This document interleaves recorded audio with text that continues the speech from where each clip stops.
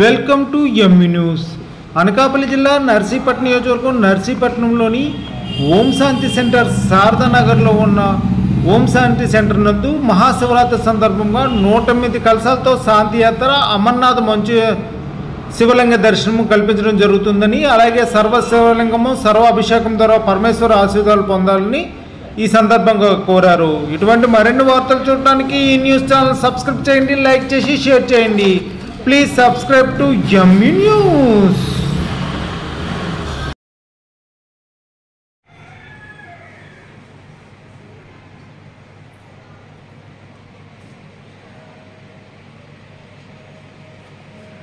బ్రహ్మకుమారి తరపున మహాశివరాత్రి వేడుకలు జరుగుతున్నాయండి. ఇక్కడ ఈ నర్సీపట్నం మెయిన్ సెంటర్ 5 రోడ్ల సెంటర్ దగ్గర ఉందండి. ఇది ఉప కేంద్రము శారదానగర్ సెకండ్ లైన్ ఓం శాంతి సెంటర్. దీనికి ఇన్ఛార్జ్ అక్కయ్య తాళవలస బీకే వేణు అక్కయ్య గారు, అలాగే బీకే లక్ష్మి అక్కయ్య గారు ఆధ్వర్యంలో, అలాగే బీకే కృష్ణవేణి వీరి యొక్క ఆధ్వర్యంలోని ఈరోజు శారదానగర్ సెకండ్ లైన్లో 88వ శివ జయంతి త్రిమూర్తి శివ జయంతి మహావేడుకలు మహాశివరాత్రి వేడుకలు జరుగుతున్నాయండి. ఈ యొక్క కార్యక్రమంలోని భాగంగా ముఖ్య అతిథులుగా నర్సీపట్నం మున్సిపల్ చైర్పర్సన్ వారు, తర్వాత వారందరూ కూడా వస్తున్నారండి. మౌంట్ ఆబు నుంచి బీకే లేఖరాజ్ అన్నయ్య గారు, అలాగే పత్రీజీ గురువు గారి దగ్గర ముఖ్య అతిథులైన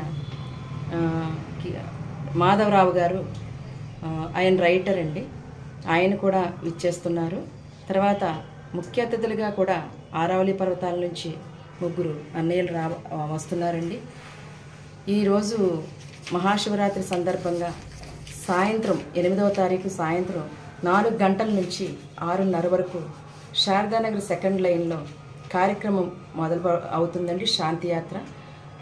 ఆ శారదానగర్ నుంచి అలాగా దుర్గమ్మ గుడి, ఆ దగ్గర నుంచి అబీద్ సెంటర్, మళ్ళీ అక్కడి నుంచి వెంకనాయుడుపేట, అలాగా ఈ మొత్తం నర్సీపట్నం పరిసర ప్రాంతాల్లోని ఈ శాంతి యాత్ర జరుపబడుతుందండి.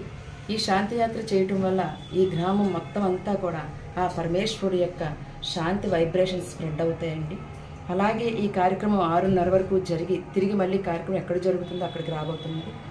తర్వాత 6:30 నుంచి 11:30 వరకు కూడా క్లాసికల్ డ్యాన్స్ ఉంటుందండి. తర్వాత శివరాత్రి యొక్క ఆధ్యాత్మిక రహస్యం తెలుపబడుతుంది. అలాగే మౌంట్ ఆబు నుంచి వచ్చిన లేఖరాజ్ అన్నయ్య గారు, మధు అన్నయ్య గారు, శేఖర్ అన్నయ్య గారు వారి ఆధ్వర్యంలోని 11:30 నుంచి తెల్లవారు అమృత గడియ 3:30 వరకు కూడా అశ్వమేధ రుద్ర జ్ఞాన యజ్ఞం కూడా జరపబడుతుందండి. ఈ యొక్క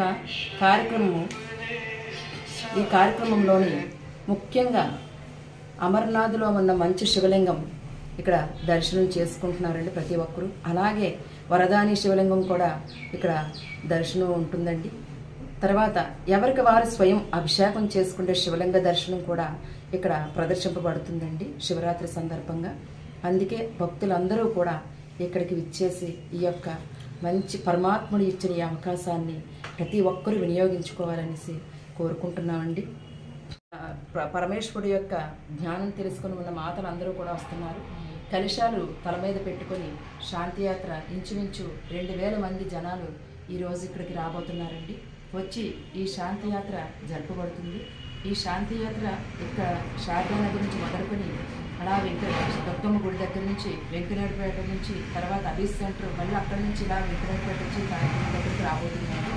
ఈ యొక్క శాంతియాత్ర ముఖ్య ఉద్దేశం ఏంటంటే ఈ మొత్తం నర్సీపట్నం పరిసర ప్రాంతాల్లోని పరమేశ్వరుడు యొక్క శాంతి వైబ్రేషన్స్ ఈ శాంతియాత్ర చేయటం వల్ల మొత్తం ప్రసరింపబడుతుంది. అలాగే ఈ మంచు శివలింగ దర్శనం కూడా ఈ నర్సీపట్నం గ్రామంలోనే కాకుండా చుట్టుపక్కల 20 గ్రామాల నుంచి కూడా చాలామంది దర్శించుకోవడానికి ఇక్కడికి రాబోతున్నారండి.